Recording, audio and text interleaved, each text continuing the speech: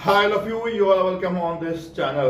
तो आज जिस टॉपिक पे हम बात करेंगे वो टॉपिक कुछ खास इस नज़रिए से है कि जो हमारे व्यूअर्स हैं वो ये चाहते हैं कि सर क्या हमारी जो बैंक में वैकेंसी है, जो अपॉर्चुनिटी है, जो रिक्वायरमेंट है वो कंटिन्यू रहेगी या इस टॉपिक को देखने के बाद उन्हें ये एहसास होगा कि नहीं ये कम या ज़्यादा हो सकती है। तो जब से एनडीए गवर्नमेंट फंक्शन पे आई है बहुत सारे ऐसे फैक्टर्स आपने देखे होंगे जिसमें है ना वन नेशन वन पेंशन की बात की गई, है ना वन नेशन वन आईडी की बात की गई, वन नेशन वन राशन की बात की गई। उसी तर्ज पे एक नई कंसेप्ट है जो अंडर कंसिडरेशन है मिनिस्ट्री ऑफ फिनांस के पास, है ना। निर्मला सीतारमण का कुछ स्टेटमेंट, कुछ प्रतिक्रिया भी आया है और वो है आपकी वन स्टेट वन आरआरबी। देखिए जो आरआरबी है जिसे हम रीजनल रूरल बैंक, क्षेत्रीय ग्रामीण बैंक कहते हैं, जो आज के डेट में टोटल 43 आरआरबी आपकी इंडिया में काम कर रही है। बेसिकली ये वो बैंक हैं जो नाबार्ड के अधीन होते हैं और आपके विलेज है ना या जो रूरल या सबर्बन है वहां पे ये बैंक आपको देखने को मिलते हैं। क्लियर। नरसिम्हा कमेटी के रिकमेंडेशन पे हमने पहली बार इस बैंक का एस्टैब्लिशमेंट किया था 2 अक्टूबर, महात्मा गांधी के जन्मदिन के दिन, और द ईयर था 1975। प्रथमा ग्रामीण बैंक वो बैंक थी और उस जगह से 1975 से लेके आज तक हमारे पास जो बहुत सारे ऐसे बैंक आरआरबी हुए जो मर्ज होके आज 43 के कगार पे हम पहुंच गए हैं। बेसिकली इस आरआरबी की जो स्ट्रक्चर होती है जहां पे इनकी फंडिंग आती है वो 3 तरीके से आती है ना। तो आप उसे अगर रेशियो में देखेंगे तो आप देखेंगे जो सेंट्रल गवर्नमेंट होती है उसकी 50% की जो भागीदारी होती है, हिस्सेदारी होती है उस आरआरबी में होती है। उसके बाद जो 15% का भाग हिस्सा आप कह सकते हैं वो वहां के रिस्पेक्टिव स्टेट गवर्नमेंट का होता है और 35% की जो भागीदारी होती है वो वहां के लीड बैंक, स्पॉन्सर्ड बैंक की होती है। तो आरआरबी का जितने भी आपकी इंडिया में आरआरबी काम कर रही है उनका यही एक स्ट्रक्चर है जिसमें हम सेंट्रल, स्टेट और लीड बैंक को एक रेशियो में डिवाइड करते हैं और एक सर्टेन परसेंटेज में 50:15:30 के 35 के रेशियो में हम उनके द्वारा फंडिंग करवाते हैं। तो ये जो 43 है इसको रिड्यूस करके 30 करने का या वन स्टेट वन आरआरबी करने का एक आपका जो कंसेप्ट है, जो आपकी प्रपोजल है वो मिनिस्ट्री ऑफ फिनांस के पास है। वहां से हमें ये सोचने पर आता है कि सर अगर ये रिडक्शन होगा, ये बैंक अगर मर्ज होगी तो क्या हमारे वैकेंसीज में, हमारी अपॉर्चुनिटी में, हमारी रिक्वायरमेंट में, है ना, जो आईपीएस का आरआरबी का वैकेंसी आता है उसमें कुछ ऊपर नीचे या ज्यादा या कम हो सकता है या नहीं। तो इस वीडियो को अंत तक देखें, आपको ये मालूम चलेगा कि क्या इसका इम्पैक्ट आप पे पड़ने वाला है और क्या ये वैकेंसी बढ़ेगी या रिड्यूस होगी। तो ये जो वन स्टेट वन आरआरबी है इसको हम 5 पार्ट में डिवाइड करके देखेंगे कि अगर ये होता है, अगर ये इंप्लीमेंटेशन होता है तो गवर्नमेंट को इससे क्या बेनिफिट है, बैंक को इससे क्या बेनिफिट है, कस्टमर्स को इससे क्या बेनिफिट है, एक स्टाफ जो आरआरबी में काम कर रहा है जिसका सिलेक्शन आईबीपीएस के थ्रू हुआ या प्रीवियसली हुआ उन्हें क्या बेनिफिट है और आपको क्या बेनिफिट होने वाला है। क्लियर। तो अगर ओवरऑल बैंक के पॉइंट ऑफ व्यू से आप देखें, government of point of view से देखते हैं तो आप ये कह सकते हैं कि रेगुलेशन जो होगा, जो इंप्लीमेंटेशन होगा गवर्नमेंट स्कीम्स का लाना, है ना, या फिर जो भी गवर्नमेंट स्कीम चलती है उसको धरातल पे लाने का एक बहुत आसान सा तरीका आपकी गवर्नमेंट के पास आ जाएगा कि जहां पे आज की डेट में 43 आरआरबी को रेगुलेट किया जा रहा है उसकी जगह अगर 28 आरआरबीज को रेगुलेट किया जाए तो इंप्लीमेंटेशन थोड़ा आसानी से स्मूथली हो सकता है। तो गवर्नमेंट को ये बेनिफिट होगा कि गवर्नमेंट स्कीम का जो इंप्लीमेंटेशन होगा वो सही तरीके से आसान होगा, धरातल पे वो स्कीम का जो बेनिफिट है वो पहुंचेगा। दूसरा, गवर्नमेंट इस नजरिए से भी देख रही है कि जो स्पॉन्सर्ड बैंक एक स्टेट में जैसे 3 आरआरबी हैं, 4 आरआरबी हैं, तो स्पॉन्सर्ड बैंक के थ्रू जो वहां पे कंपटीशन है उस कंपटीशन को रिड्यूस किया जाए, है। तो गवर्नमेंट को 2 तरीकों से फायदा होने वाला है। तो ये 2 बेनिफिट आपकी गवर्नमेंट ऑफ इंडिया के अधीन होने वाली है। दूसरा, अगर बैंक पॉइंट ऑफ व्यू से आप देखते हैं तो आप ये देखेंगे कि जहां पे आज एक स्टेट में 3, 4 या 2 आरआरबीज काम कर रही है उसकी जगह एक अगर आरआरबी काम करती है तो जो लोगो, जो ब्रांड होता है, जो इमेज होती है उसका एक बेनिफिट आपके बैंक को मिलता है। मतलब कस्टमर का जो फेथ होता है वो उस बैंक में ज्यादा हो जाता है क्योंकि उसे ये लगता है कि इस बैंक का जो आपकी ब्रांचेज हैं, आपका जो फंक्शन है वो ज्यादा है, इस कारण से वो बेनिफिट आपकी बैंक को होगा। दूसरा, जो मैनेजमेंट का स्ट्रक्चर है, जो इम्प्लीमेंटेशन है, जो बैंकिंग की प्रोडक्ट और सर्विसेज प्रोवाइड करनी है, वो ज्यादा आसान आपके एडमिनिस्ट्रेशन के नजरिए से हो जाएगा। तो सेंट्रलाइज एडमिनिस्ट्रेशन हो जाएगा, जिस कारण से जो भी प्रोडक्ट हो, जो भी सर्विसेज हो का इम्प्लीमेंटेशन करना, को कस्टमर तक पहुंचाना, ये बैंक के लिए बहुत आसान सा हो जाएगा। तीसरा, बैंक अपनी एक्सपेंशन कर सकती है ना, वाइड रेंज ऑफ प्रोडक्ट और सर्विसेज प्रोवाइड करवा सकती है, और जो आपकी क्वालिटी ऑफ बैंक सर्विस है ना, जो आपकी जो आज के डेट में कस्टमर का डिमांड है कि उन्हें मोबाइल बैंकिंग मिलना चाहिए, टेक सेवियर आपकी जो टूल्स हैं वो बैंक में अवेलेबल होनी चाहिए, तो ये चीजें बैंक अवेलेबल करा सकती है।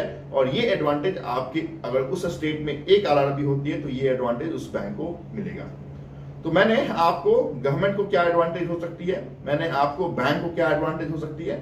थर्ड अगर पिलर देखें तो एज ए कस्टमर, अगर हम और आप उस बैंक के कस्टमर हैं, उस आरआरबी के कस्टमर हैं, तो क्या एडवांटेज होगा, तो वो भी हम देख लेते हैं कि एज ए कस्टमर को क्या एडवांटेज होने वाला है। सपोज आप किसी एसबीआई पीओ या किसी बैंक का आप रिटन डिस्क्रिप्टिव एग्जामिनेशन देते हैं और वहां पे ये टॉपिक आपसे पूछा जाता है, तो बिल्कुल बाइफरकेट करके आप उसे पॉइंट आउट कर सकते हैं कि गवर्नमेंट को so and so advantage, bank advantage है ना, कस्टमर्स एडवांटेज, स्टाफ एडवांटेज है ना। तो इस तरीके से आप अगर तोड़ेंगे तो जो सामने वाले जो चेकर होंगे उन्हें भी ये समझ में आता है कि इनके पास क्लैरिटी ज्यादा है।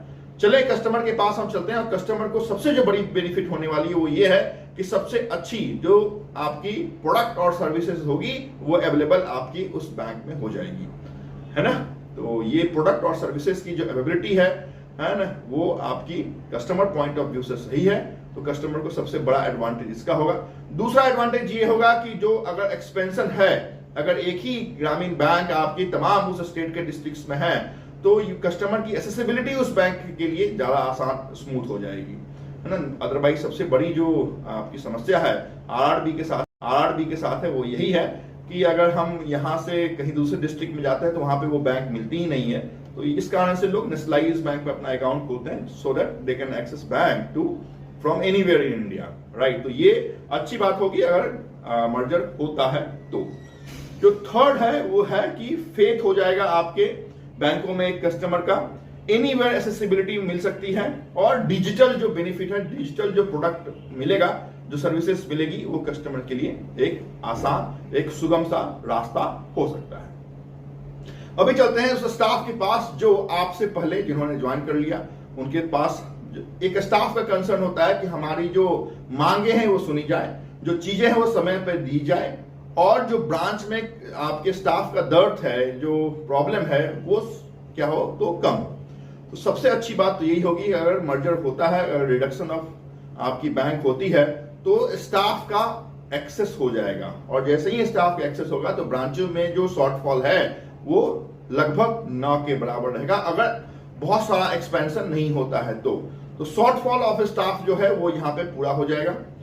दूसरा, जो एक एम्प्लॉय का डिमांड है ना, कि हमें ये बॉक्स मिलना चाहिए, तो यूनियन थोड़ा सा मजबूत होगा, एसोसिएशन थोड़ी सी यहाँ पे पावरफुल हो जाएगी। इस कारण से जो डिमांड होंगे वो हम सही तरीके से रख सकते हैं, और एक स्टाफ को जो उनके एक्चुअल बॉक्स हैं, जो उनके एक्चुअल बेनिफिट हैं, वो समय पे मिल सकते हैं। थर्ड, जो उनके ट्रांसफर होंगे, जो उनके प्रमोशन होंगे, वो फास्ट हो जाएंगे, है ना। प्रमोशन इस तरीके से फास्ट होगा क्योंकि अगर एक्सपेंस वही बैंक रही है ना, तो उस बैंक में प्रमोशन फास्ट होंगे।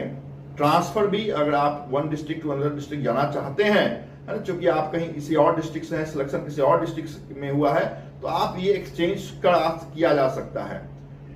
ट्रेनिंग एंड डेवलपमेंट, ये चूंकि सेंट्रलाइज अगर हो जाती है, एक स्टेट में एक ही बैंक रहती है, तो ट्रेनिंग डेवलपमेंट जो होगा वो अच्छी बात हो जाएगी।